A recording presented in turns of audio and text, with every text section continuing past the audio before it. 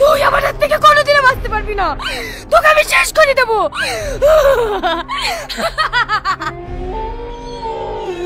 সালমা, তুমি এরকম করছো কেন?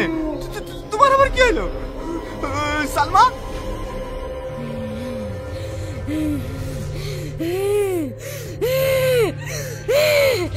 আমার কিচ্ছু হয়নি, আমি শুধু প্রতিশোধ নেব, প্রতিশোধ।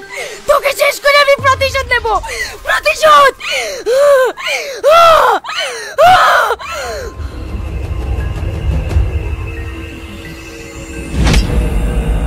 মা, তুমি বাবাকে মেরো না, তুমি বাবাকে মেরো না।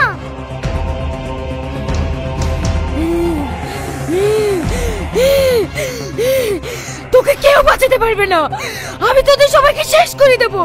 মার!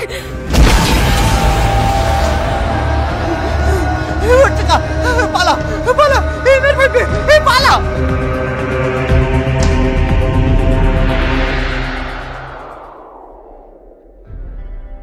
এই বাড়িতে যে শয়তান আছে না, সে বহু হারামি, প্রতিশোধের আগুনে জ্বলছে। আমি তো কিছুই বুঝতে পারছি না, ও কিসের প্রতিশোধ নেবে? সেটা একটু পরেই বুঝতে পারবা। তাড়াতাড়ি নিঃশ্বাস বন্ধ করে এক গ্লাস পানি নিয়ে এসো। ঠিক আছে, নিয়ে আসছি।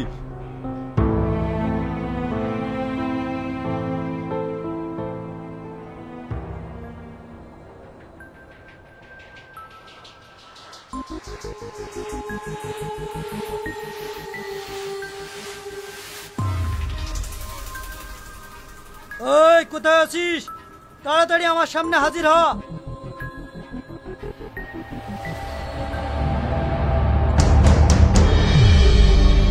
আমি নমুনা চাইনি, তুই তাড়াতাড়ি আমার সামনে আয়, দুটো প্রশ্নের উত্তর নিয়ে চলে যাব।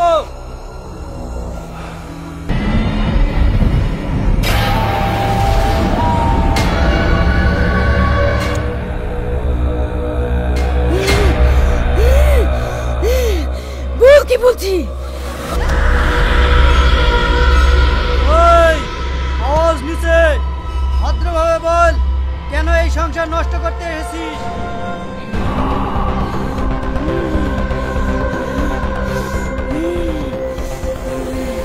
সেই কৈফিয়ত আমি তোকে দেবো নাকি? ভালোই ভালোই বলছি, তুই এখান থেকে চলে যা।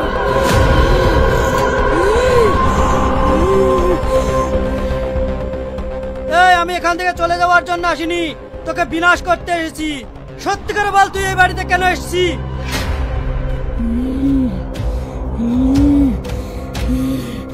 আমি এসেছি প্রতিশোধ নিতে।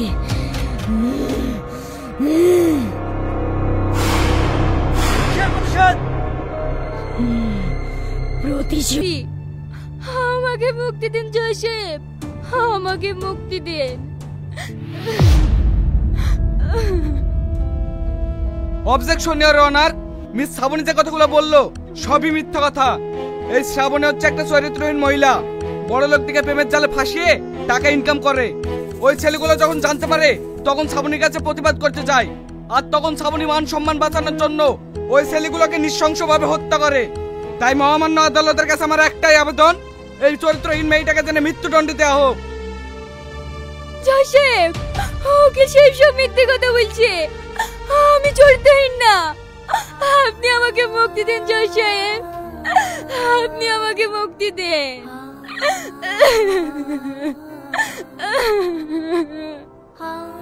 ওয়ার্ডার ওয়ার্ডার ওয়ার্ডার, সমস্ত সাক্ষী ও প্রমাণের ভিত্তিতে আদালত এই সিদ্ধান্তে পৌঁছেছে যে 3 যুবককে নৃশংসভাবে খুন করার অপরাধে আসামি শ্রাবণীকে 302 ধারায় মৃত্যুদণ্ড দেওয়া হলো।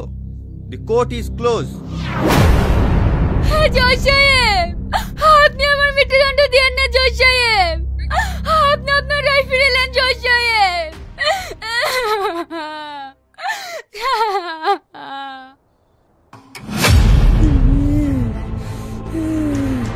তারপরে আমি সবাইকে শেষ করেছি, উকিলকে শেষ করেছি, আমার খুনের পিছনে যারা যারা দাঁড়িয়েছিল সবাইকে খুন করেছি। শুধু জজ সাহেব বাকি আছে, একেও আমি ছাড়বো না, সবাইকে আমি শেষ করে দেব, কাউকে আমি ছাড়বো না।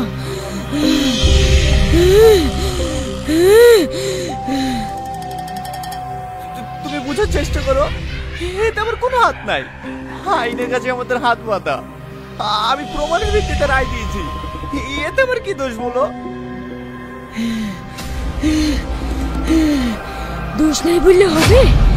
এইভাবে আমার মতো বিনা অন্যায়ে হাজার হাজার মানুষকে সাজা ভোগ করতে হয়। আমি তোকে ছাড়বো না, তোকে শেষ করি কার আমি এখান থেকে যাবো।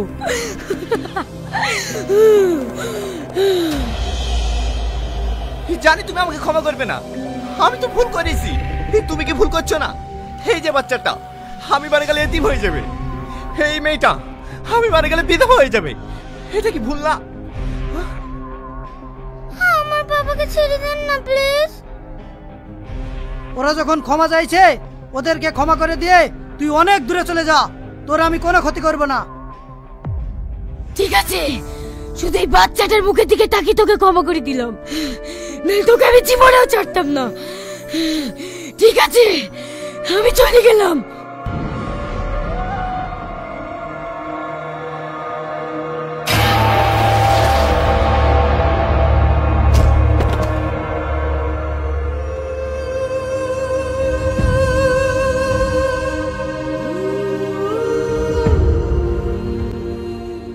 আজ থেকে তুমি বিপদ মুক্ত, তোমার স্ত্রীকে ঘরে নিয়ে যাও।